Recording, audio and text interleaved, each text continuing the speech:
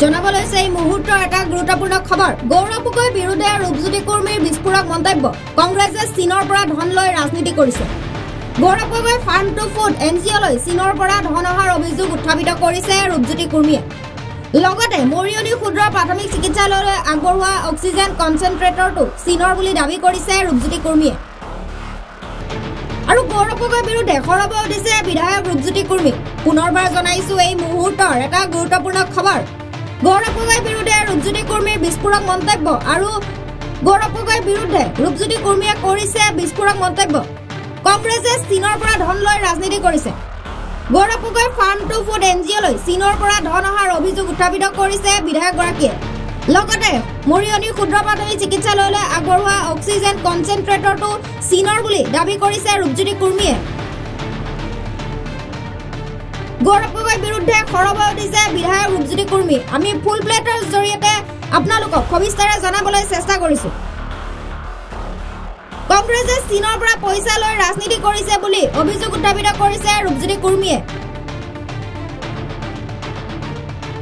অখিল গগৈ ৰাইজৰ দলেও চীনৰ পৰা ধন পোৱা বুলি বিধায়কগৰাকীয়ে উত্থাপিত কৰিছে অভিযোগ। আৰু ৰূপজ্যোতি কুৰ্মীয়ে অখিল গগৈ ৰাইজৰ দলেও চীনৰ পৰা ধন পোৱা বুলি উত্থাপিত কৰিছে অভিযোগ।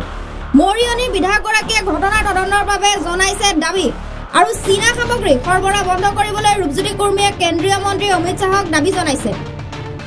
আৰু চীনা সামগ্ৰী সৰবৰাহ বন্ধ কৰিবলৈ কেন্দ্ৰীয় মন্ত্ৰী অমিত শ্বাহক দাবী জনাইছে ৰূপজ্যোতি কুৰ্মীয়ে। পুনৰবাৰ জনাইছো গৌৰৱ গগৈৰ বিৰুদ্ধে ৰূপজ্যোতি কুৰ্মীৰ বিস্ফোৰক মন্তব্য। আৰু ৰূপজ্যোতি কুৰ্মীয়ে গৌৰৱ গগৈৰ বিৰুদ্ধে কৰিলে বিস্ফোৰক মন্তব্য।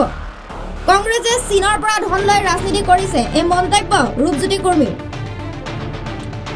Gaurav Gogoi farm to food NGOলৈ চীনৰ পৰা ধন অহাৰ অভিযোগ উত্থাপিত কৰিছে বিধায়কগৰাকীয়ে। লগতে মৰিয়নি ক্ষুদ্ৰ প্ৰাথমিক চিকিৎসালয়লৈ আগবঢ়োৱা অক্সিজেন কনচেন্ট্ৰেটৰটো চীনৰ বুলি দাবী কৰিছে ৰূপজ্যোতি কুৰ্মীয়ে।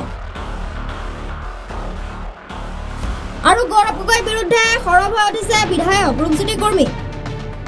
কংগ্ৰেছে চীনৰ পৰা পইচা লৈ ৰাজনীতি কৰিছে বুলি অভিযোগ উত্থাপিত কৰিছে ৰূপজ্যোতি কুৰ্মীয়ে।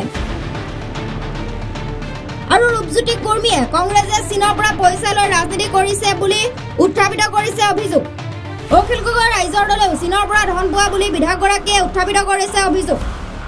মৰিয়নি বিধায়কগৰাকীয়ে ঘটনা তদন্তৰ বাবে জনাইছে দাবী। আৰু চীনা সামগ্ৰী সৰবৰাহ বন্ধ কৰিবলৈ ৰূপজ্যোতি কুৰ্মীয়ে কেন্দ্ৰীয় মন্ত্ৰী অমিত শ্বাহক দাবী জনাইছে।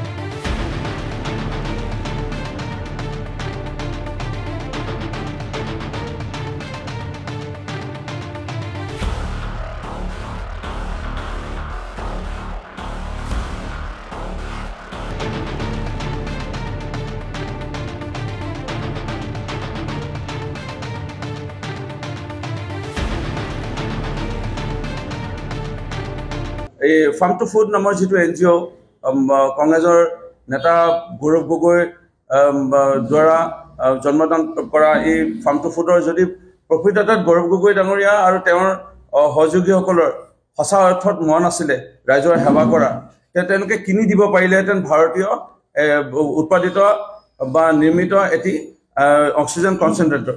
কিন্তু আৰু তেওঁলোকে ৰিচিপ্ট দিব পাৰিব লাগিছিলে। মই এইটো হট মনেৰে দিছোঁ আৰু মোৰ নাম ইয়াত লিখা আছে আৰু কিমান টকা দিছোঁ এইটো লিখা আছে। এটাত 42,500কৈ পৰিছে, দুটা সৰ্বমুঠ 85,000। এই টকা দৰমহা টকাৰ পৰাও দিব পাৰে, এই টকা দুই এজন বন্ধুৰ পৰাও দিব পাৰে।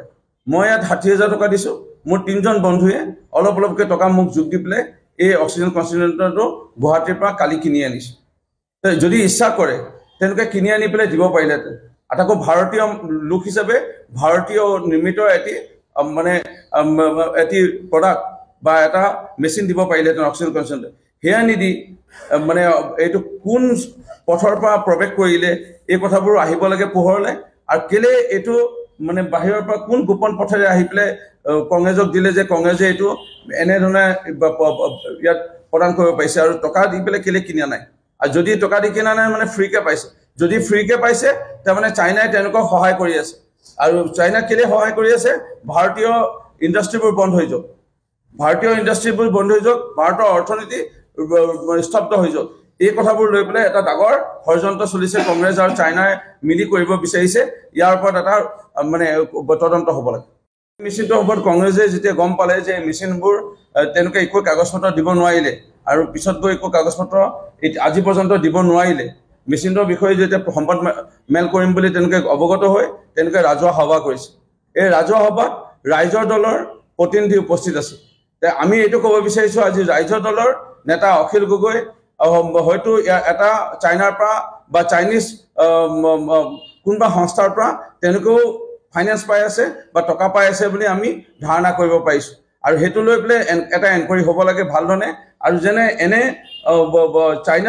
চাইনাত বনোৱা একো প্ৰডাক্ট ইয়াত আহিব নোৱাৰে ভাৰতবৰ্ষত আহিব নোৱাৰে অসমত আহিব নোৱাৰে আমাৰ অভিযন্তা আমাৰ যিসকলে ষ্টাৰ্টআপ কৰিব লৈছে এতিয়া নতুনকৈ ষ্টাৰ্টআপ কৰিবলৈ লৈছে নতুনকৈ ব্যৱসায় কৰিব লৈছে যোনে স্কিলৰ লগত জড়িত হৈ পেলাই আজি বিভিন্ন প্ৰশিক্ষণ লৈ পেলাই তেওঁলোকে আগবাঢ়িছে ইয়াত বিভিন্ন ধৰণৰ তৃতীয় বৰ্গ চতুৰ্থ বৰ্গ এই কোম্পানীবোৰত কাম কৰি আছে মিস্ত্ৰীৰ পৰা আদি কৰি যোগালীৰ পৰা আদি কৰি বিভিন্ন ধৰণৰ কাৰ্পেণ্টাৰৰ পৰা আদি কৰি ৱায়াৰিঙৰ পৰা ইলেক্ট্ৰিচিয়ানৰ পৰা আদি কৰি তেওঁলোকৰ মানসিক যেন ভৱিষ্যতে মানসিক ভাৱটো তেওঁলোকে ভাঙি নপৰক আৰু তেওঁলোকে কোনো হতাশা পথ বাছি নলওক এনে প্ৰডাক্ট আৰু সামগ্ৰী প্ৰৱেশ কৰিব নোৱাৰে সমাজ মূল্যৰ যোগেদি মাননীয় অসমৰ মুখ্যমন্ত্ৰী আৰু মাননীয় কেন্দ্ৰ চৰকাৰৰ গৃহমন্ত্ৰী মহোদয়ক বিশেষভাৱে এই প্ৰডাক্ট কেনেকৈ আমাৰ ইয়াত প্ৰৱেশ কৰি ইয়াৰ ওপৰত এনকুৱাৰী কৰিবলৈ আহ্বান জনাইছোঁ